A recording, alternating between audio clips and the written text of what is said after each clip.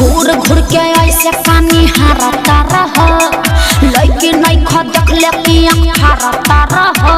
अरे तोरा लेखन नहीं देखले हो। घूर घूर के ऐसे पानी हारता रह लइके नहीं ख देखले कि आँख हारता रह।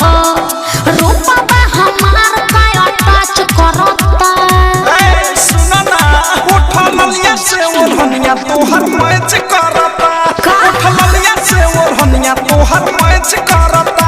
उठा ललिया से ओढ़निया तोहर मैच करता। सच्चा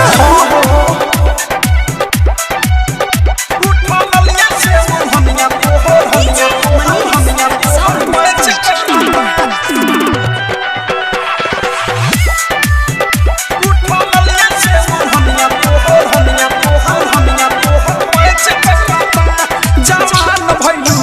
तोर डिमांड बढ़ता। अरे सोनामा के पानी जैसे पानी चढ़ता। अरे त का दिक्कत बा फेंकी नाही कुछ अभी काच बानी कली फेरा में जब कोरोना त मोतिया बिना ढाली दिलवा से दिलवा नाही काच करता। लागत कि जान ले के रह। उठा ललिया से ओढ़निया तोहर मैच करता। उठा ललिया से ओढ़निया तोहर मैच करता। उठा ललिया से ओढ़निया तोहर मैच करता। अरे ठीक है बा उठा ललिया से ओढ़निया तोहर मैच करता। डायमंड रिकॉर्डिंग स्टूडियो छाना मैच करता। सोचता रुकती तू लता चला हो। लाभ वाला लेसन के पढ़ाई कला हो। देखा आलतू फालतू बात मत बोला। तोहरा के देख के छटक जाता। देविया फेस फेस देखे चलल अच्छा बीक के विशाल बच्चा चले से तू बच्चा अनुराग बादशाह नहीं बच करता। अरे गजबे के मैं चिंता है।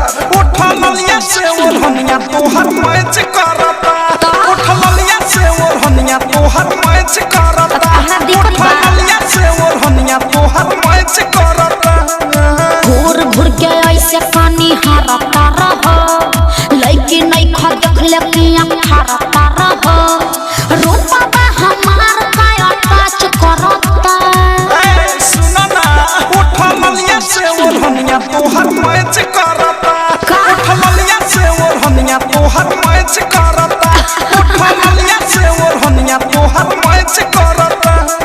चला कुछ भी बोलते हो। सच तो कह रहे हैं। RCM म्यूजिक न्यू ऐप अभी डाउनलोड कीजिए हमारे गूगल प्ले स्टोर से और पाए भोजपुरी लोकगीतों का एक से बढ़कर एक ऑडियो वीडियो सॉन्ग बिल्कुल मुफ्त।